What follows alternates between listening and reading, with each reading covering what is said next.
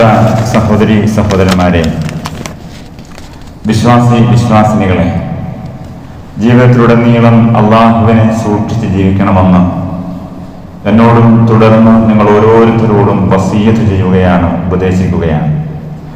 അള്ളാഹു സുബ്ഹാനഹു വ തആല നാം ഏവരെയും അവന്റെ ജന്നാത്തുൽ ഫിർദൗസിൽ ഒരുമിച്ച് കൂട്ടി അനുഗ്രഹിക്കുമാറാവട്ടെ. പ്രിയമുള്ള സഹോദരങ്ങളെ, വിശ്വാസി സമൂഹം അവരുടെ വിശ്വാസത്തിൽ ഊന്നി നിന്നുകൊണ്ട് പ്രവർത്തിക്കുമ്പോൾ അവർക്ക് ശത്രുക്കൾ ഉണ്ടാവുക, പ്രതിപക്ഷമുണ്ടാവുക എന്നുള്ളത് സ്വാഭാവികവും ചരിത്രത്തിലുടനീളം നാം കണ്ടിട്ടുള്ളതുമാണ്. ഓരോ പ്രവാചകന്മാരുടെ ചരിത്രമെടുത്ത് പരിശോധിക്കുമ്പോഴും വിശുദ്ധ ഖുർആൻ തന്നെയും അവരുടെ പ്രതിയോഗികളുടെ ചരിത്രത്തോട് കൂട്ടിച്ചേർത്തുകൊണ്ടാണ് അത് നമുക്ക് വിശദീകരിച്ചു തരുന്നത്. മൂസാ നബി അലൈഹിസ്സലാമിനെ സംബന്ധിച്ച് പറയുമ്പോൾ ഫിർഔൻ അവിടെ കടന്നു വരും. ഫിർഔനിന്റെ ചരിത്രം കൂടി കൂട്ടിച്ചേർക്കുമ്പോഴാണ് മൂസാ നബി അലൈഹിസ്സലാമിന്റെ ചരിത്രം പൂർണ്ണമാവുന്നത്. ഇബ്രാഹിം നബി അലൈഹിസ്സലാമിന്റെ ചരിത്രം പൂർണ്ണമാകുന്നത് നമ്രൂദ് എന്ന പ്രതിപക്ഷം ഉണ്ടാകുമ്പോഴാണ്. നൂഹ് നബി അലൈഹിസ്സലാമിന്റെ ചരിത്രം പൂർണ്ണമാകുന്നത് മലഅ് എന്ന വരേണ്യവർഗം ഉണ്ടാകുമ്പോഴാണ്. ശുഐബ് നബി അലൈഹിസ്സലാമിന്റെ ചരിത്രം പൂർണ്ണമാകുന്നത് കള്ളത്താപ്പുകാരും കള്ളക്കച്ചവടക്കാരും ഉണ്ടാകുമ്പോഴാണ്. അവരോട് എതിരിട്ട ശുഐബിന്റെ ചരിത്രമാണ് വിശുദ്ധ ഖുർആൻ നമുക്ക് പഠിപ്പിച്ചു തരുന്നത്. സ്വവർഗരതിക്കാരോട് എതിരിട്ട ലൂത്ത് നബി അലൈഹിസ്സലാമിന്റെ ചരിത്രമാണ് നമുക്ക് കാണുവാൻ കഴിയുന്നത്. ഖുറൈശികളോടും മക്ക മുശ്രിക്കുകളോടും പ്രവാചകൻ സല്ലല്ലാഹു അലൈഹി വസല്ലമയാണ്, അല്ലെങ്കിൽ കുഫ്രിനോടും ശിർക്കിനോടും എതിരിട്ട പ്രവാചകൻ സല്ലല്ലാഹു അലൈഹി വസല്ലമയാണ് ചരിത്രത്തിൽ നമുക്ക് കാണുവാൻ സാധിക്കുന്നത്. എല്ലാ കാലഘട്ടങ്ങളിലും വിശ്വാസി സമൂഹം അവരുടെ വിശ്വാസത്തിൽ ഊന്നി നിന്നുകൊണ്ടുള്ള പ്രവർത്തനങ്ങൾ സജീവമാകുമ്പോൾ അവർക്ക് എതിരാളികളും ശത്രുക്കളും ഉണ്ടാവുക എന്നുള്ളത് സ്വാഭാവികമാണ്. ഈ കാലഘട്ടത്തിൽ ഇസ്ലാമിക സമൂഹത്തെ അധികാരം ഉപയോഗിച്ച് തകർക്കുവാനും അധികാരം ഉപയോഗിച്ചുകൊണ്ട് ഇല്ലായ്മ ചെയ്യുവാനും അവരെ എതിർത്തുകൊണ്ട് സ്വയം വളർന്നു വരുവാനും കച്ചകെട്ടിറങ്ങിയ ഹൈന്ദവ ഫാസിസ്റ്റ് വിഭാഗം ഒരു ഭാഗത്തുണ്ടെങ്കിൽ മറുഭാഗത്ത് വിശ്വാസി സമൂഹത്തിന്റെ സാംസ്കാരികമായ തകർക്കലിനെ, വിശ്വാസി സമൂഹത്തെ സാംസ്കാരികമായി ഇല്ലായ്മ ചെയ്യുന്നതിനെ അതിനുവേണ്ടി കച്ചകെട്ടിയിറങ്ങിയ ലിബറലിസ്റ്റുകളെ നമുക്ക് കാണുവാൻ സാധിക്കും. നാം ഒരുപാട് കേട്ടിട്ടുള്ള പദമാണ് ലിബറലിസം എന്നുള്ള പദം. നമുക്ക് പലപ്പോഴും എന്താണ് ലിബറലിസം എന്ന് മനസ്സിലായിട്ടുണ്ടോ എന്ന് ആലോചിക്കേണ്ടതാണ്. വിശ്വാസി സമൂഹത്തെ ഏറ്റവും കൂടുതൽ കടന്നാക്രമിക്കുകയും യുക്തിവാദമെന്ന് പേരിട്ട് വിളിക്കുകയും പല പുരോഗമനവാദികളെന്ന് സ്വയം അവകാശപ്പെടുകയും ചെയ്തുകൊണ്ടിരിക്കുന്ന ഈ ആളുകൾ പറഞ്ഞുകൊണ്ടിരിക്കുന്ന ഈ ഇസം എന്താണ്? അതായത് കേൾക്കുമ്പോൾ വളരെ നല്ലതാണ് എന്ന് തോന്നും. മറ്റുള്ളവർക്ക് ബുദ്ധിമുട്ടാകാത്തിടത്തോളം കാലം എനിക്കിഷ്ടമുള്ളത് ചെയ്യുവാനുള്ള അധികാരമാണ്, എനിക്കിഷ്ടമുള്ളത് ചെയ്യാം, അതിനെ സമൂഹം നിയന്ത്രിക്കേണ്ടതില്ല, രാഷ്ട്രീയമോ രാഷ്ട്രമോ നിയന്ത്രിക്കേണ്ടതില്ല, മതമോ ദൈവമോ നിയന്ത്രിക്കേണ്ടതില്ല, അതെന്റെ ഇഷ്ടമാണ്, നിങ്ങൾക്ക് ബുദ്ധിമുട്ടില്ല എങ്കിൽ പിന്നെ നിങ്ങൾ എന്തിനാണ് അതിനെ എതിർക്കുന്നത്? കേൾക്കുമ്പോൾ വളരെ ഫ്രീഡം തോന്നുന്ന നല്ലൊരു വാചകമാണ് നമുക്ക് തോന്നാം. അതിന്റെ വിശാലമായ അർത്ഥത്തിലേക്ക് ഇറങ്ങിച്ചെല്ലുമ്പോൾ നിങ്ങൾക്ക് ബുദ്ധിമുട്ടില്ല എങ്കിൽ എനിക്ക് ഇഷ്ടമുള്ള രൂപത്തിൽ ലൈംഗികമായ ആസ്വാദനങ്ങളിൽ എനിക്ക് ഏർപ്പെടാം, അതിന് എന്നോട് യോജിക്കുവാൻ കഴിയുന്നവരുമായി, അതാണാവട്ടെ അത് പെണ്ണാവട്ടെ, എനിക്കിഷ്ടമുള്ള രൂപത്തിൽ സുഖ ആസ്വാദനങ്ങളിൽ എനിക്ക് ഏർപ്പെടാം, എനിക്കിഷ്ടമുള്ള സാധനങ്ങൾ കഴിക്കാം, അത് ലഹരിയാണെങ്കിലും, കുടിക്കാം, അത് ലഹരിയാണെങ്കിലും, അത് വിഷമാണെങ്കിലും, എന്റെ ജീവിതം എന്റെ അധികാരമാണ്, എന്റെ ജീവിതം എന്റെ തിരഞ്ഞെടുപ്പാണ്, അതെനിക്കിഷ്ടമുള്ളതുപോലെ ഞാൻ തിരഞ്ഞെടുക്കും, എനിക്കിഷ്ടമുള്ളതുപോലെ ഞാൻ ജീവിക്കും. നിങ്ങൾ എന്തിനാണ് അതിൽ ബുദ്ധിമുട്ട് അനുഭവിക്കുന്നത്? നിങ്ങൾക്കോ നിങ്ങളുടെ ഫാമിലിക്കോ അതെതിരാവാത്തിടത്തോളം കാലം ഞാനും എന്റെ ജീവിതവുമായി ഞാൻ മുന്നോട്ട് പോകട്ടെ. എന്റെ മുടി ഞാൻ ഇഷ്ടമുള്ളതുപോലെ വളർത്തും, എന്റെ ഡ്രസ്സ് ഞാൻ ഇഷ്ടമുള്ളതുപോലെ ഇടും. അതിൽ നിങ്ങൾക്ക് ചോദിക്കുവാൻ അധികാരമില്ല. പ്രിയമുള്ള സഹോദരങ്ങളെ, കേൾക്കുമ്പോൾ നമുക്ക് വളരെ വളരെ വിശാലമാണല്ലോ എന്ന് ആലോചിക്കാമെങ്കിലും യഥാർത്ഥത്തിൽ കാര്യം അങ്ങനെയല്ല. മനുഷ്യൻ എന്ന് പറയുന്നത് ഒരുപാട് ന്യൂനതകളുള്ളവനാണ്, ഒരുപാട് പരിമിതികളുള്ളവനാണ്. നമുക്കറിയാം, നമ്മുടെ കുട്ടികൾ അവർക്ക് ഇഷ്ടമുള്ളത് പഞ്ചസാരയായിരിക്കും. അവരൊരുപാട് പഞ്ചസാര കഴിച്ചുകൊണ്ടിരുന്നാൽ അവന്റെ ജീവിതം അവൻ ഇഷ്ടമുള്ളത് കഴിക്കട്ടെ എന്ന് നമ്മൾ വിചാരിക്കുമോ? മുതിർന്ന ആളുകളെ സംബന്ധിച്ചിടത്തോളം അറിയാം, പഞ്ചസാര എന്നുള്ളത് അധികം കഴിക്കാൻ സാധിക്കുന്നതല്ല. അധികം കഴിക്കുന്നത് അവരവരുടെ ആരോഗ്യത്തിന് ഹാനികരമാണ്. ഉപ്പ് തിന്നുന്നത് ചില കുട്ടികൾക്ക് ഇഷ്ടമാണ്. എന്തിന് കരി തിന്നുന്നത് ചില ആളുകൾക്ക് ഇഷ്ടമാണ്. മണ്ണ് വാരി തിന്നുന്നത് ചില ആളുകൾക്ക് ഇഷ്ടമാണ്. കുപ്പിച്ചില് തിന്നുന്നത് ചില ആളുകൾക്ക് ഇഷ്ടമാണ്. അപ്പോൾ എനിക്കിഷ്ടമുള്ളത് ഞാൻ ചെയ്യും, നിങ്ങൾക്കതിന് എന്താണ് തടസ്സം? മാതാപിതാക്കളോട് കുട്ടികൾക്ക് ചോദിക്കാം, ഉപ്പ് തിന്നത് എന്റെ വ്യക്തി സ്വാതന്ത്ര്യമാണ്, എന്റെ ജീവിതം അത് ഞാൻ തിരഞ്ഞെടുക്കും. അതുകൊണ്ട് ഞാൻ ഉപ്പ് തിന്നും, ഞാൻ പഞ്ചസാര തിന്നും, ഞാൻ മണ്ണ് തിന്നും, ഞാൻ കരി തിന്നും, ഞാൻ കുപ്പിച്ചില്ലു തിന്നും, അതെന്റെ സ്വാതന്ത്ര്യമാണ്. ഇങ്ങനെ ഒരാൾ വാദിച്ചാൽ അത് നമുക്ക് അംഗീകരിക്കുവാൻ സാധിക്കുമോ? നമുക്കറിയാം, കുട്ടിയുടെ ചിന്ത ചെറുതാണ്, കുട്ടിയുടെ കാഴ്ചപ്പാട് തുച്ഛമാണ്. നമുക്ക് കുട്ടിയേക്കാൾ അറിവുണ്ട്, നമുക്ക് കുട്ടിയേക്കാൾ ജീവിത അനുഭവമുണ്ട്, കാഴ്ചപ്പാടുണ്ട്. അതുകൊണ്ട് കുട്ടി ചെയ്യുന്നത് തെറ്റാണ് എന്ന് നമുക്ക് മനസ്സിലാവും. ഇത് മനുഷ്യ സമൂഹത്തെ സംബന്ധിച്ച് തന്നെ എടുത്തു കഴിഞ്ഞാൽ തന്നെയും, മനുഷ്യ സമൂഹത്തെ മൊത്തത്തിൽ എടുത്താൽ തന്നെയും, മുതിർന്നവരെന്ന് നാം വിചാരിക്കുന്ന നമ്മളെ ഓരോരുത്തരെ എടുത്താൽ തന്നെയും 60, 70, 80 വയസ്സുകാലം ഈ ലോകത്ത് താമസിക്കുന്ന നമുക്കും നമ്മുടെ അറിവും യഥാർത്ഥത്തിൽ തുച്ഛമാണ്. നമ്മുടെ അറിവും ഈ മനുഷ്യ സമൂഹത്തിന്റെ അറിവും വെച്ച് നോക്കുമ്പോൾ, മനുഷ്യ സമൂഹത്തിന്റെ അറിവ് മാത്രം വെച്ച് നോക്കുമ്പോൾ വ്യക്തി എന്ന നിലയിൽ നമ്മുടെ അറിവ് എത്ര ചെറുതാണ്. അതേപോലെ മനുഷ്യനെ ഒന്നായി എടുത്താൽ തന്നെയും ഈ ലോകത്ത് വെച്ച് നോക്കുമ്പോൾ മനുഷ്യന് അറിവ് കുറഞ്ഞവനാണ്. അവൻ സൗരയൂഥമുണ്ടെന്നും ഭൂമിയുടെയും സൂര്യന്റെയും കറക്കത്തിന്റെ ദിശ എങ്ങനെയാണെന്നും ഇനി അതല്ല അത് കറങ്ങുന്നുണ്ടോ എന്നും തിരിച്ചറിഞ്ഞത് ഏതു കാലത്താണ്. അതേപോലെ മനുഷ്യന്റെ ആരോഗ്യത്തെ സംബന്ധിച്ച് അവൻ ഇന്നലെ കണ്ടെത്തിയ പല അറിവുകളും ഇന്ന് തെറ്റാണ് എന്ന് സ്വയം അംഗീകരിക്കുകയാണ്. നമ്മൾ ഇന്നലെ പാമോയിലിനെ സംബന്ധിച്ച്, വെളിച്ചെണ്ണ മോശമാണ് എന്ന് പറഞ്ഞ കഴിഞ്ഞ നൂറ്റാണ്ടിന്റെ പഠനങ്ങൾ വായിച്ചവരാണ്. അതനുസരിച്ച് ജീവിതം ചിട്ടപ്പെടുത്തിയവരാണ്. അതിനു പകരം പാമോയിൽ ഉപയോഗിച്ചവരാണ്, ഡാൽഡ ഉപയോഗിച്ചവരാണ്.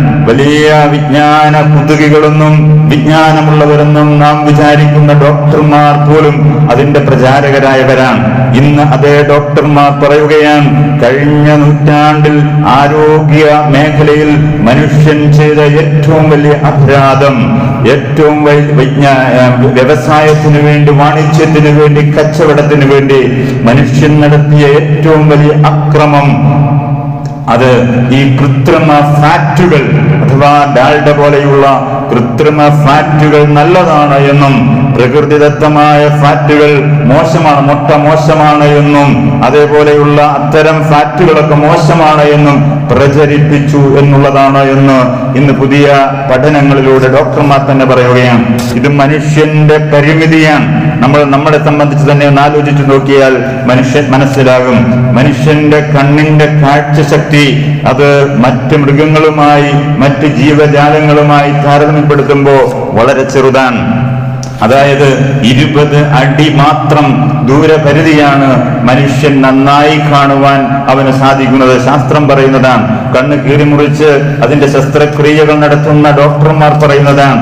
എന്നാൽ വവ്വാലിന് രാത്രിയിൽ കാഴ്ച കാണാം. കഴുകന് 1 മൈൽ അപ്പുറമുള്ള ഒരു കാര്യങ്ങൾ നമ്മൾ ഒരടി കാണുന്നത് പോലെ അത്രയ്ക്ക് സൂക്ഷ്മമായി അതിന് കാണുവാൻ സാധിക്കും. അതുകൊണ്ടാണ് വിഹായസിലൂടെ പറന്നു പോകുന്ന പരുന്തിന് താഴെയുള്ള ചെറിയൊരു കോഴിക്കുഞ്ഞിനെ കാണുവാൻ സാധിക്കുന്നത്. താഴെ ഊളിയിട്ട് വന്ന് പെട്ടെന്ന് എടുത്തുകൊണ്ട് അതിന് പോകുവാൻ സാധിക്കുന്നത്. അതേപോലെ മനുഷ്യന്റെ കേൾവി ശക്തി, ഇതൊക്കെയാണ് മനുഷ്യൻ അറിവ് കിട്ടുവാനുള്ള മാർഗം. മനുഷ്യന്റെ പഞ്ചേന്ദ്രിയങ്ങളാണ്. ഈ പഞ്ചേന്ദ്രിയങ്ങളിലൂടെ കിട്ടുന്ന അറിവിന്റെ പരിമിതിയാണിത്. ഇത് വെച്ചുകൊണ്ട് മാത്രമാണ് കിട്ടുന്ന ഈ ഡാറ്റ വെച്ചുകൊണ്ട് മാത്രമാണ് തലയാകുന്നവന്റെ CPU വർക്ക് ചെയ്യുകയുള്ളൂ. അവന് കിട്ടുന്ന ഡാറ്റകൾ തെറ്റാണ് എങ്കിൽ ഇതിൽ നിന്ന് വരുന്ന റിസൾട്ടും തെറ്റായിരിക്കും. മനുഷ്യന്റെ കേൾവി ശക്തി വളരെ കുറവാൻ. മനുഷ്യന്റെ കേൾവി ശക്തി 20 ഹെർട്സിനും 20,000 ഹെർട്സിനും ഇടയിൽ മാത്രമാണ് മനുഷ്യന് കേൾവി ശക്തിയുള്ളത്. ഇതിന് താഴെയുള്ള സൗണ്ട് അവൻ കേൾക്കുവാൻ സാധിക്കുകയില്ല, അതിന് മുകളിലുള്ള സൗണ്ടും അവന് കേൾക്കുക സാധിക്കുകയില്ല. അങ്ങനെ കേട്ടാൽ അവനത് താങ്ങുക സാധ്യമല്ല. അവന്റെ കർണപുടം അടിച്ചു പോകും. ഇന്ന് കണ്ടെത്തിയിരിക്കുന്ന വലിയ ആയുധം എന്നുള്ളത് സൗണ്ട് ആയുധമാണ്. പ്രത്യേകിച്ച് ഒന്നും സംഭവിക്കുകയില്ല, എന്നാൽ ഒരു സൗണ്ട് ഉണ്ടാകും. ആ സൗണ്ടോടുകൂടി മനുഷ്യനെല്ലാം ചത്തുമലയ്ക്കുന്നതാണ്. ഇങ്ങനെയുള്ള ആയുധത്തെ സംബന്ധിച്ചാണ് ഇന്ന് ആധുനിക ലോകം ചിന്തിച്ചുകൊണ്ടിരിക്കുന്നത്. നമുക്കറിയാം, അന്ത്യനാൾ ഉണ്ടാകുമ്പോൾ അതൊരു കാഹളമാണ്, അതൊരു സൗണ്ടാണ് എന്ന് വിശുദ്ധ ഖുർആൻ നിരവധി സ്ഥലങ്ങളിൽ പറയുന്നത് നമ്മൾ കാണുന്നുണ്ട്. അപ്പോ മനുഷ്യന്റെ സൗണ്ടിന്, കേൾക്കുവാൻ കഴിയുന്ന സൗണ്ടിന് പരിമിതിയുണ്ട്. അതിനേക്കാൾ കേൾവി ശക്തി ഇവിടെയുള്ള മറ്റ് ജീവജാലങ്ങൾക്കുണ്ട്. നേരത്തെ പറഞ്ഞ വവ്വാലിനുണ്ട്, നായകൾക്കുണ്ട്. 40,000 60,000 ഹെർട്സിനിടയിലുള്ളതാണ് നായയുടെ സൗണ്ട് കേൾക്കുവാനുള്ള ശക്തി. അതേപോലെ ഘ്രാണശക്തി, വാസനശേഷി നമ്മളെക്കാൾ കൂടുതൽ നായക്കുണ്ട്. അതുകൊണ്ടാണ് ഹജ്ജിന് റോഡ് മാർഗം പോകുന്നവരെ പോലും നായെ കൊണ്ടുവന്ന് പരിശോധിപ്പിക്കാൻ നമുക്ക് കാണുവാം. പോലീസ് നായ നമ്മൾ കണ്ടിട്ടുണ്ട്. മനുഷ്യന്റെ വാസനശേഷിയേക്കാൾ എത്രയോ ഇരട്ടിയാണ് നമ്മൾ നായി എന്ന് വിളിക്കുന്ന ഒരു നാൽക്കാലിക്കുള്ളത് എന്ന് നമുക്ക് മനസ്സിലാക്കുവാൻ സാധിക്കും. അപ്പോൾ മനുഷ്യൻ ഒരുപാട് പരിമിതികളുള്ളവനാണ്, ഒരുപാട് കുറവുകളുള്ളവനാണ്. ഈ കുറവ് നാം തിരിച്ചറിയണം.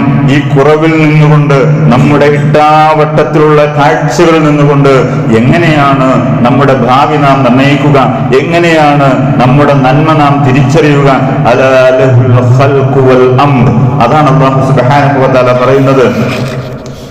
അലാ ലഹുൽ ഖൽഖു വൽ അംർ. നിങ്ങൾ അറിയണം, അലാ ലഹുൽ ഖൽഖു വൽ അംർ. നിങ്ങളെ സൃഷ്ടിച്ചവൻ ആരാണോ, നിങ്ങളെ സംബന്ധിച്ച് ഏറ്റവും നന്നായി അറിയുന്നവൻ ആരാണോ, ആ സൃഷ്ടാവാണ് നിങ്ങൾ എന്ത് ചെയ്യണം, എന്ത് ചെയ്യരുത് എന്ന് പറയുവാനുള്ള അധികാരമുള്ളത്. കാരണം ആ സൃഷ്ടിച്ചവൻ പറയുമ്പോൾ മാത്രമാണ് അത് നിങ്ങൾക്ക് ഉചിതമായ ഒരു തീരുമാനമാവുക, നിങ്ങൾക്ക് സ്യൂട്ടാവുക. നിങ്ങളുടെ തല എന്താണ്, നിങ്ങളുടെ ചിന്ത എന്താണ്, നിങ്ങളുടെ കാഴ്ച എന്താണ്, നിങ്ങളുടെ ഭാവി എന്താണ്, നിങ്ങളുടെ ആയുസ് എത്രയാണ്, ഈ ലോകത്തിന്റെ ആയുസ് എത്രയാണ് എന്നറിയുന്നവൻ നിങ്ങളെ സൃഷ്ടിച്ചവനാണല്ലോ. അപ്പോ ആ സൃഷ്ടിച്ചവൻ പറഞ്ഞു തരണം. തബാറകല്ലാഹു റബ്ബുൽ ആലമീൻ. ആ അല്ലാഹു എത്ര അനുഗ്രഹമുടയവനാണ്, എത്ര മഹത്വമുള്ളവനാണ്. അപ്പോ അല്ലാഹു സുബ്ഹാനഹു വ തആല നമ്മളോട് പറയുന്നത്, സൃഷ്ടാവായ അല്ലാഹുവിന് നിങ്ങൾ നിങ്ങളുടെ നിയമങ്ങൾ നിർമ്മിക്കുവാൻ, നിങ്ങൾ എങ്ങനെ ജീവിക്കണം, എങ്ങനെ ജീവിക്കരുത് എന്ന് പറയുവാനുള്ള അധിപനായി, അധികാരമുള്ളവനായി നിങ്ങൾ തെരഞ്ഞെടുക്കണമെന്നാണ്. നമ്മളൊരു അയൺ ബോക്സ് മേടിച്ചാൽ അതിന്റെ കൂടെ ഉണ്ടാകും ഒരു കാറ്റലോഗ്. ആ അയൺ ബോക്സിൽ എങ്ങനെയാണ് സ്പ്രേ ചെയ്യേണ്ടത്, വെള്ളം ഒഴിക്കേണ്ടത്, അത് സ്പ്രേ ചെയ്യേണ്ടത്, അത് എങ്ങനെയാണ്, എത്രയാണ് അതിനിടേണ്ട ചൂട്, എത്ര വരെ അതിന് ചൂട് പറ്റും, ഇങ്ങനെ ഓരോന്നും. ഒരു ഫ്രിഡ്ജ് മേടിച്ചാൽ, കമ്പ്യൂട്ടർ മേടിച്ചാൽ എന്ന് വേണ്ട എന്തൊരു കാര്യത്തിനും അതിന്റെ സൃഷ്ടാവിന്റെ, അതിന്റെ മാനുഫാക്ചറിന്റെ ഒരു കുറിപ്പടി ഉണ്ടാകും. നന്നായി ആ ഉപകരണം ഉപയോഗിക്കണമെന്ന് ആഗ്രഹിക്കുന്നവർ തീർച്ചയായും ആ ഉപകരണം സ്വിച്ച് ഓൺ ചെയ്യുന്നതിന് മുമ്പ് ആ മാനുവലിൽ പറയുന്നത് എന്താണ് എന്ന് വായിച്ചു നോക്കണം. അതിനനുസരിച്ച് അത് ഉപയോഗിക്കണം. അങ്ങനെയാണ് എങ്കിൽ അത് കൂടുതൽ കാലം ഏറ്റവും സ്യൂട്ടബിളായി, ഏറ്റവും സേഫായി ഉപയോഗിക്കുവാൻ നമുക്ക് സാധിക്കും. ഇത് ഏതൊരു കാര്യവും ചെയ്യുന്ന, ഏതൊരു നമ്മുടെ ചുറ്റുപാടുമുള്ള ഏതൊരു യന്ത്രത്തിന്റെയും കാര്യമാണ് എങ്കിൽ മനുഷ്യന്റെ കാര്യവും ഇങ്ങനെ തന്നെയാണ്. വലില്ലാഹി മുൽക്കുസ് സമാവാതി വൽ അർദ്. അതെ, ആകാശ ഭൂമികളുടെ അധികാരം അല്ലാഹുവിനുള്ളതാണ്. മനുഷ്യന്റെ മാത്രമല്ല, മനുഷ്യനെ പോലെയുള്ള ഒരുപാട് കോടാനുകോടി ജീവജാലങ്ങൾ ഉള്ളതാണ് ഈ പ്രപഞ്ചം. ആ ആകാശ ഭൂമികളിലെ ഒരു ചെറിയ ജീവിയാണ് മനുഷ്യൻ. ഇവിടെ പെയ്യുന്ന ഓരോ മഴയും, ഇവിടെ വീഴുന്ന ഓരോ സൂര്യപ്രകാശത്തിന്റെ കിരണവും ഈ ലോകത്തിന്റെ മഹായന്ത്രശാലയിലെ പല ജാതി കാര്യങ്ങൾ ഒന്നിച്ചൊന്നായി ഇണക്കത്തോടെ ഉണ്ടാകുമ്പോൾ സംഭവിക്കുന്നതാണ്. ഇവിടെ ഉണ്ടായി വരുന്ന ഓരോ വറ്റി അരിയും, നമ്മുടെ മുമ്പിൽ വരുന്ന ഓരോ ചോറും, ഈ പ്രപഞ്ചത്തിന്റെ എല്ലാ സംവിധാനങ്ങളും ഒത്തൊരുമയോടെ പ്രവർത്തിക്കുമ്പോൾ നമ്മുടെ മുമ്പിൽ വന്നു വീഴുന്നതാണ്. അല്ലാഹു സുബ്ഹാനഹു വ തആല വലില്ലാഹി മുൽക്കുസ് സമാവാതി വൽ അർദ്, ഈ ആകാശ ഭൂമികളുടെ അഖിലത്തിന്റെയും ഉടമസ്ഥനാണ്. വ ഇലല്ലാഹിൽ മസീർ, ഇനി നമ്മൾ തിരിച്ചു പോവേണ്ടതും ആ അല്ലാഹുവിലേക്ക് തന്നെയാണ്.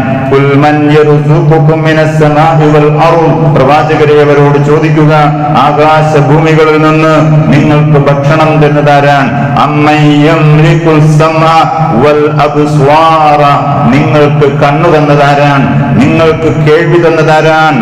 വമൻ യുഖ്രിജുൽ ഹയ്യ മിനൽ മയ്യിത്, മരിച്ചതിൽ നിന്ന് ജീവസുറ്റതിനെ ഉയിർക്കൊള്ളിപ്പിക്കുന്നവനാരാണ്? മരിച്ചുപോയ സാധനത്തിൽ നിന്ന് ജീവനുള്ള കൃമികീടങ്ങൾ ഉണ്ടായി വരുന്നത് കണ്ടിട്ടില്ലേ? നമ്മുടെ നഗ്നനേത്രങ്ങൾ കൊണ്ട് കാണുന്നതാണ്. മരിച്ചതിൽ നിന്ന് ജീവൻ ഉയിർക്കൊടുക്കുന്നതാരാണ്? വയുഖ്രിജുൽ മയ്യിത മിനൽ ഹയ്യ്, എന്നാൽ ജീവനുള്ളതിനെ മരിപ്പിക്കുന്നതാരാണ്? ഈ ലോകത്ത് ഏതെങ്കിലും ഒരു ഡോക്ടർക്ക് മരിച്ചു പോകുന്ന ഒരു മനുഷ്യൻ പോകേണ്ട ഏതെങ്കിലും ഒരു ജീവജാലത്തെ ആ മരണത്തിൽ നിന്ന് തടഞ്ഞു നിർത്തുവാൻ ലോകത്തിന്നേ വരെയുള്ള ഈ പറയുന്ന യുക്തിവാദത്തിന്റെയും ശാസ്ത്ര സാങ്കേതിക വിദ്യകളുടെയും പിന്നാലെ പോകുന്ന, അതിനെയൊക്കെ ദൈവമായും വേദപ്രമാണമായും കരുതുന്ന ആളുകൾക്ക് ആർക്കെങ്കിലും സാധിച്ചിട്ടുണ്ടോ?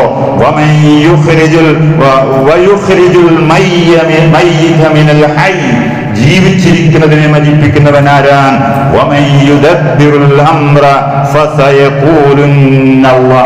ആരാണ് കാര്യങ്ങൾ നിയന്ത്രിക്കുന്നത്?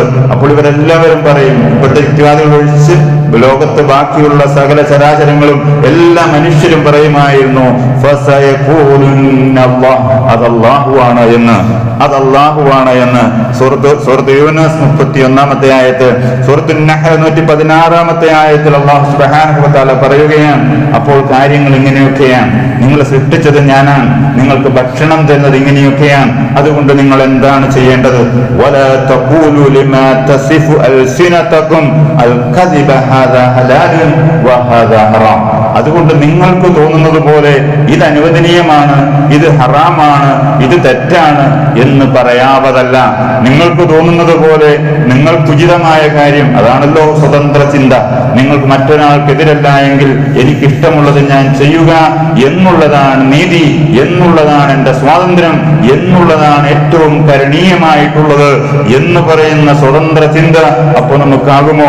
നമ്മളെ പടച്ച് പരിപാലിക്കുന്ന, നമ്മുടെ ഭൂതവും നമ്മുടെ വർത്തമാനവും അറിയുന്ന അറിവുള്ള അല്ലാഹു നമ്മളോട് പറയുന്നത് അനുവദനീയമാണെന്നും അതാണ് ശരിയെന്നും അവൻ നിരോധിച്ചത് തെറ്റാണ് എന്നും മനസ്സിലാക്കലല്ലേ ഏറ്റവും കരണീയമായിട്ടുള്ളത്, ഏറ്റവും ഉചിതമായിട്ടുള്ളത്, അതല്ലേ ഏറ്റവും ശാസ്ത്രീയമായിട്ടുള്ളത്?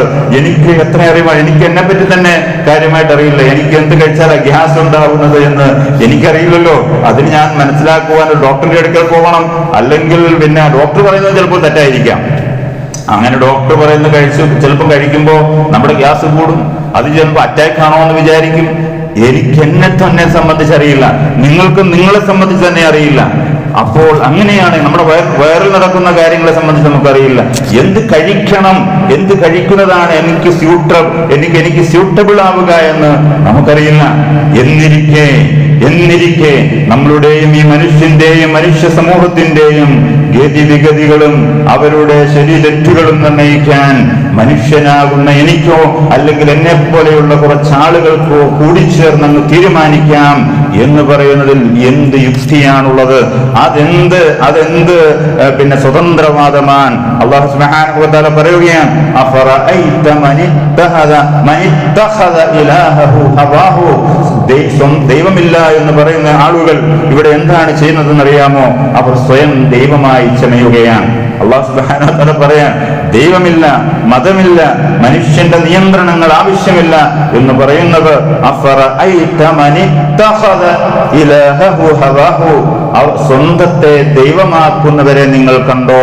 അവർ സ്വയം വിചാരിക്കും, നമ്മൾ രവി ദൈവം എന്നൊക്കെ പറയാറുണ്ട്.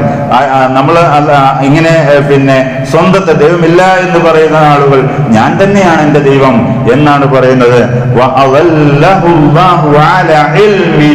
അള്ളാഹു പറയുകയാണ്, അള്ളാഹു യാഥാർത്ഥ്യ ബോധത്തോടു കൂടി പറയുന്നു, അവർ വഴിപിഴച്ചവരാണ്.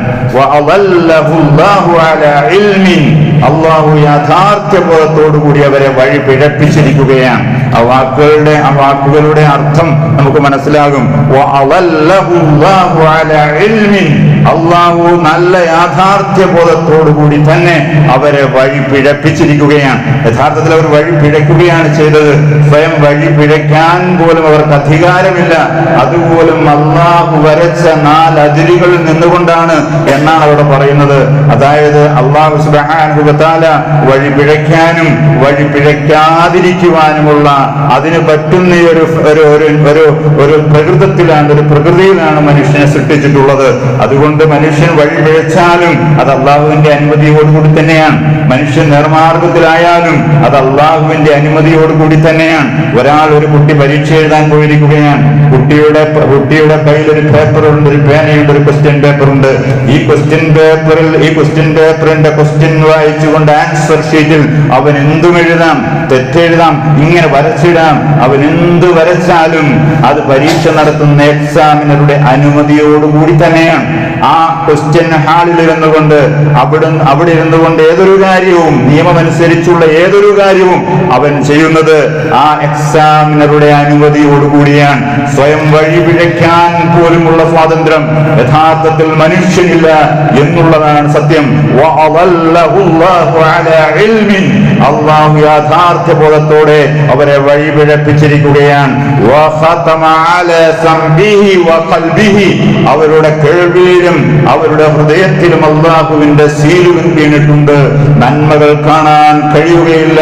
അതിനെയൊക്കെ മുദ്ര വെച്ചിട്ടുള്ള അങ്ങനെ ഇനിയൊരു വെളിച്ചവും കേൾക്കാൻ കഴിയാത്ത, കാണാൻ കഴിയാത്ത, ചിന്തിക്കാൻ കഴിയാത്ത രൂപത്തിലുള്ള ഒരു സീല് വീണ് പോയിട്ടുണ്ട്. അവരുടെ കണ്ണുകളുടെ മുകളിൽ നന്മ കാണാൻ കഴിയാത്ത ഒരു മൂടി വീണിട്ടുണ്ട്. അള്ളാഹുവിന് ശേഷം ഇവരെ അള്ളാഹു വഴി കാണിക്കുവാൻ തീരുമാനിച്ചിട്ടില്ലാത്ത ഇവരെ സന്മാർഗത്തിലേക്കാക്കുവാൻ ആർക്കാണ് സാധ്യമാവുക? അള്ളാഹു ഹിദായത്ത് കൊടുക്കുവാൻ തീരുമാനിച്ചിട്ടില്ലാത്ത ഇവരെ സന്മാർഗത്തിലേക്കാക്കുവാൻ ആർക്കാണ് കഴിയുക? അഥവാ മനസ്സുകൾക്ക് ഇങ്ങനെ ഒരു പാഠമൊന്ന് വീണിരിക്കുകയാണ്. മനസ്സിന് അത് വളരെ ആലങ്കാരികമായി പറയുന്നു. നമുക്കും അങ്ങനെ സംഭവിക്കാം. അള്ളാഹു സുബ്ഹാനഹു വ തആല കാത്തുരക്ഷിക്കട്ടെ. നമ്മളിപ്പോ നിസ്സാരമായ ഒരു കാര്യത്തിന് ഇപ്പോ രാത്രിയാണ് നമ്മൾ വാദിക്കുക. ഒരാളോട് വാദിക്കുന്നത് രാത്രിയാണ് എന്ന്. അങ്ങനെയാണെങ്കിൽ വാദിച്ച് കുറെ കഴിയുമ്പോഴേക്കും ഇത് രാത്രിയാണെന്ന് അവനങ്ങോട്ട് ബോധ്യപ്പെടും. അതാണ് മനുഷ്യന്റെ പ്രകൃതി. അവന് പിന്നെ അത് പകലാണെന്ന് അംഗീകരിക്കാൻ പറ്റാത്ത ഒരു സാഹചര്യത്തിലേക്ക് അവന്റെ മനസ്സ് എത്തിപ്പെടും. ഇത് ഏത് കാര്യം ഇങ്ങനെ തന്നെയാണ്. ഒരിടത്ത് ഇങ്ങനെ ഇങ്ങനെ വാദിച്ചു കൊണ്ടിരുന്നു കഴിഞ്ഞാൽ അത് പച്ചക്കളവാണെന്ന് അയാൾക്ക് ബോധ്യപ്പെട്ടാലും പിന്നെ ആ തോട് ആ മൂടിയൊന്ന് പൊട്ടിച്ചപ്പുറം കടക്കാൻ ഇത്തിരി പാടാണ്. അതുകൊണ്ട് തന്നെയാണ് കുഫറിൽ ജനിക്കുകയും ഇസ്ലാമിനെ തിരിച്ചറിയുകയും ചെയ്യുന്നവർ വളരെ ഭാഗ്യവാന്മാരാണ്. കുഫറിൽ ജനിക്കുകയും വെറുപ്പിന്റെ കടയിൽ ജനിക്കുകയും സ്നേഹത്തിന്റെ കടയിലേക്ക് എത്തിപ്പെടുകയും ചെയ്യുക എന്ന് പറഞ്ഞാൽ, കുഫറിൽ ജനിക്കുകയും ഹിദായത്ത് കണ്ടെത്തുകയും ചെയ്യുക എന്ന് പറഞ്ഞാൽ വളരെ ഭാഗ്യമുള്ള കാര്യമാണ്. അല്ലാഹു സുബ്ഹാനഹു വ തആല ഈ മൂടി വന്ന് വീഴുന്ന കാര്യത്തിൽ നിന്ന് മനസ്സിന് അള്ളാഹുവിന്റെ സീലാപതിച്ചു പോകുന്നതിൽ നിന്ന് നമ്മയൊക്കെ രക്ഷിക്കുമാറാവട്ടെ. അതേപോലെ നിയന്ത്രണങ്ങൾ നമ്മുടെ ജീവിതത്തിന് സൗന്ദര്യം നൽകുന്നതാണ്. നിയന്ത്രണങ്ങളൊന്നും പാടില്ല എന്ന് പറയുന്ന ആളുകൾ ചിന്തിച്ചു നോക്കണം. നമ്മുടെ ഈ മുടി ഇങ്ങനെ വളരുകയാണെന്ന് വിചാരിക്കുക, അതിലെന്തൊരു സൗന്ദര്യമാണ്. എന്നാൽ ആ മുടിയൊന്ന് കത്തിച്ചു വിട്ടാലോ, ധാടിയൊന്ന് വൃത്തിയാക്കിയാലോ അത് എത്ര സൗന്ദര്യനായി മാറും. നമ്മുടെ പള്ളിയുടെയും വീടിന്റെയും ഒക്കെ മുറ്റത്ത് വളരുന്ന വെറും പാഴ്ചെടികളാണെന്ന് വിചാരിക്കുക. അതൊന്ന് വേണമെങ്കിൽ ഒരു തൂമ്പയെടുത്ത് ഒന്ന് കിളച്ച് വൃത്തിയാക്കി ചിലയിടത്ത് മാത്രം വളരാൻ അനുവദിക്കുകയും ചിലയിടത്തെ അങ്ങ് പറിച്ചു കളയുകയും ചെയ്താൽ ആ മുറ്റം എത്ര ഭംഗിയുള്ളതാവും. ട്രാഫിക്, നമ്മളെന്നും വണ്ടി ഓടിച്ചു പോകാറുണ്ട്. ചില സ്ഥലങ്ങളിൽ ചെല്ലുമ്പോൾ ഈ മനുഷ്യർക്ക് ഇവിടെ ഒരു ട്രാഫിക് സിഗ്നൽ വെച്ചുകൂടെ എന്ന് നമ്മൾ ആലോചിക്കും. ആ വളാഞ്ചേരിയൊക്കെ നമുക്ക് ചെല്ലുമ്പോൾ കാണുവാൻ സാധിക്കും. വണ്ടി അങ്ങോട്ടും ഇങ്ങോട്ടും ഇങ്ങനെ പായുകയാണ്. ഇവരുടെ രീതി അനുസരിച്ച് നിങ്ങൾക്ക് കുഴപ്പമില്ല, എനിക്ക് പോയാൽ എന്താ എന്ന് ചോദിക്കുമ്പോൾ ഒരു നിയന്ത്രണവും വേണ്ട എന്ന് വിചാരിക്കുമ്പോൾ എങ്ങനെയാണ് നമുക്ക് പെട്ടെന്ന് പോകുവാൻ സാധിക്കുക? എങ്ങനെയാണ് അതൊരു സുന്ദരമായി അവിടെ ഒരു വ്യവസ്ഥാപിതമായി ആർക്കും ഒരു കുഴപ്പവുമില്ലാതെ മുന്നോട്ട് പോകുവാൻ സാധിക്കുക? അപ്പോൾ ഒരു നിയന്ത്രണം നമുക്ക് ആവശ്യമാണ്. അതിലാണ് ഭംഗി എന്ന് നമുക്ക് കാണുവാൻ സാധിക്കും. കളി പോലും മനുഷ്യൻ ആസ്വദിക്കുന്നതാണല്ലോ. കളി, ക്രിക്കറ്റ് കളിയുണ്ട്, ഫുട്ബോൾ കളിയുണ്ട്. അതിലൊരു നിയമങ്ങളില്ലേ? അതിൽ ഇന്ന ഒരു സ്ഥലം, ആ സ്ഥലത്തേക്ക് ബോൾ അടിച്ചു കയറ്റുമ്പോഴാണ് ഗോൾ ആവുക എന്ന് നിയമം വെച്ചത് ആരാണ്? അതിന് പിന്നെ വെളിയിലേക്ക് പോയാൽ ഫൗളാണ് എന്നും ഇങ്ങനെ പല ജാതി നിയമങ്ങൾ അതിലുമായി ഫിറ്റ് ചെയ്യുമ്പോഴല്ലേ കളി കാണാൻ രസമുണ്ടാവുക? അതിനെ നിയന്ത്രിക്കാൻ റഫറി ഉണ്ടാകുമ്പോഴല്ലേ, അതിൽ മഞ്ഞക്കാടും ചുമപ്പ് കാർഡും ഒക്കെ കാണിക്കുവാൻ ആളുണ്ടാകുമ്പോഴല്ലേ ആ കളിക്കൊരു ഇമ്പം ഉണ്ടാവുക? ഇത് കളിയുടെ കാര്യം തന്നെയാണ് എങ്കിൽ ജീവിതത്തിനും ഒരു ഇമ്പം വേണമെങ്കിൽ ചില കാര്യങ്ങളൊക്കെ നമ്മൾ പാലിക്കണ്ടേ? ചില നിയമങ്ങളൊക്കെ നമ്മൾ പാലിക്കണ്ടേ? അങ്ങനെ പാലിക്കുമ്പോഴല്ലേ നമുക്കെല്ലാവർക്കും സുഖമായി ഇവിടെ ജീവിക്കാൻ കഴിയുക? ആ ജീവിതത്തിനൊരു സൗന്ദര്യവും ഒരു അർത്ഥവും ഉണ്ടാവുക. ഇതാണ് അല്ലാഹു സുബ്ഹാനഹു വ തആല നമ്മോട് പറയുന്നത്. യാ ബനി ആദം, അല്ലയോ മനുഷ്യരെ, ഖുദൂ സീനതകും ഇൻദ കുല്ലി മസ്ജിദിൻ, നിങ്ങൾ നിങ്ങളുടെ അലങ്കാരങ്ങൾ സ്വീകരിക്കുക. ഇൻദ കുല്ലി മസ്ജിദിൻ, പള്ളികളിൽ വരുമ്പോൾ, വകുലു വശ്റബു, പള്ളികൾ വരുമ്പോൾ എന്ന് പറയുമ്പോൾ പള്ളി വരുമ്പോൾ മാത്രമാണെന്നല്ല, പള്ളികൾ വരുമ്പോഴാണെങ്കിലും ജീവിതത്തിന്റെ സൗന്ദര്യം നിങ്ങൾ സ്വീകരിക്കണം. നിങ്ങൾ പരിഖ്യനാകുവാനും ഒരു സൗന്ദര്യവും നമുക്ക് വേണ്ട, ഒരു ആസ്വാദനവും നമുക്ക് വേണ്ട എന്ന് വെക്കുവാൻ ഇസ്ലാം നമ്മോട് ആവശ്യപ്പെടുന്നില്ല. വകുലു വശ്റബു, നിങ്ങൾ തിന്നുകയും കുടിക്കുകയും ചെയ്യുക. വല തുസ്രിഫു, പക്ഷേ അതിര് കടക്കരുത്, അമിതമാകരുത്. അമിതമാകുമ്പോൾ അത് നിങ്ങൾക്ക് തന്നെ ദോഷമാണ്. നമ്മുടെ ഫുഡ് കൊള്ളാം, കഴിപ്പ് തന്നെ കഴിപ്പ്, അതിന് താമസിക്കുകയില്ല, അയാൾ രോഗിയായി മാറും. കൊക്കക്കോള അല്ലെങ്കിൽ എന്തെങ്കിലുമൊക്കെ കൊള്ളാം, പഞ്ചസാര കൊള്ളാം, തിന്നല് തന്നെ തിന്നല്, ഇങ്ങനെ ആയാൽ അധികകാലം അയാൾക്ക് തിന്നാൻ സാധിക്കുകയില്ല. വല തുസ്രിഫു, നിങ്ങൾ അമിതമാവരുത്. ഇന്നഹു ലാ യുഹിബ്ബുൽ മുസ്രിഫീൻ, അല്ലാഹു സുബ്ഹാനഹു വ തആല അമിതത്വം അത് അല്ലാഹു ഇഷ്ടപ്പെടുന്നില്ല. ഏത് കാര്യത്തിലാണെങ്കിലും അമിതത്വം അല്ലാഹു ഇഷ്ടപ്പെടുന്നില്ല. ഖുൽ മൻ ഹറമ സീനത്തല്ലാഹി അല്ലതി അഖ്റജ ലിഇബാദി, ശരിക്കും നമ്മൾ കേൾക്കണം. അല്ലാഹു സുബ്ഹാനഹു വ തആല പറയുകയാണ്, അല്ലാഹു സുബ്ഹാനഹു വ തആല അവന്റെ ദാസന്മാർക്കായി നിശ്ചയിച്ച ജീവിതത്തിന്റെ അലങ്കാരങ്ങളെ വേണ്ട എന്ന് വെക്കുവാൻ ആർക്കാണ് അധികാരമുള്ളത്? അല്ലാഹു സുബ്ഹാനഹു വ തആല അവന്റെ ഇബാദുകൾക്കായി നിശ്ചയിച്ച ജീവിതത്തിന്റെ മനോഹാരിതകളെ, വണ്ടി വേണ്ട, നല്ല വസ്ത്രം വേണ്ട, നല്ല ആഹാരം വേണ്ട, അതേപോലെ ഒരു ആസ്വാദനവും എനിക്ക് വേണ്ട എന്ന് വെക്കുവാൻ ആർക്കാണ് അധികാരമുള്ളത്? നല്ല ആഹാരം എനിക്ക് വേണ്ട എന്ന് വെക്കുവാൻ ആർക്കാണ് അധികാരമുള്ളത്? അഥവാ ഇതൊക്കെ വിശ്വാസികൾക്കുള്ളതാണ്, ഇതൊക്കെ വിശ്വാസികൾക്ക് കൂടിയുള്ളതാണ്. നല്ല ആഹാരം കഴിക്കുക, അതിലൊക്കെയും ഒരു ആസ്വാദനത്തിന്റെ ജീവിതം, അള്ളാഹു അനുവദിച്ച രൂപത്തിലുള്ള ആസ്വാദനത്തിന്റെ ജീവിതം ഉണ്ടാവുക എന്നുള്ളതൊക്കെയും അള്ളാഹു സുബ്ഹാനഹു വ തആല അനുവദിച്ചതാണ്. അത് വേണ്ട എന്ന് വെക്കുവാൻ, അതിനെ ഹറാമാക്കുവാൻ അള്ളാഹു ആരെയും അനുവദിക്കുന്നില്ല. ഖുൽ ഹിയ ലില്ലദീന ആമനൂ ഫിൽ ഹയാത്തി ദുനിയ, പ്രവാചകരെ പറയുക, ഖുൽ ഹിയ ലില്ലദീന ആമനൂ ഫിൽ ഹയാത്തി ദുനിയ, ഈ അലങ്കാരങ്ങൾ അഖിലവും ഈ ദുനിയാവിലെ ജീവിതത്തിൽ വിശ്വാസികൾക്കുള്ളതാണ്. ഈ അലങ്കാരങ്ങൾ അഖിലവും ഈ ദുനിയാവിലെ ജീവിതത്തിൽ വിശ്വാസികൾക്കുള്ളതാണ്. കാരണം ഈ അലങ്കാരങ്ങൾ പടച്ചവൻ അല്ലാഹുവാൻ, അല്ലാഹുവിനെ അംഗീകരിക്കുന്ന അല്ലാഹുവിന്റെ ദാസന്മാരാണ് വിശ്വാസികൾ. അപ്പോൾ വിശ്വാസികൾക്കല്ലേ ഇത് അനുഭവിക്കുവാൻ അർഹതയുള്ളത്? നമ്മുടെ മക്കൾക്കല്ലേ നമ്മുടെ സമ്പത്തിന് ഏറ്റവും അർഹതയുള്ളത്?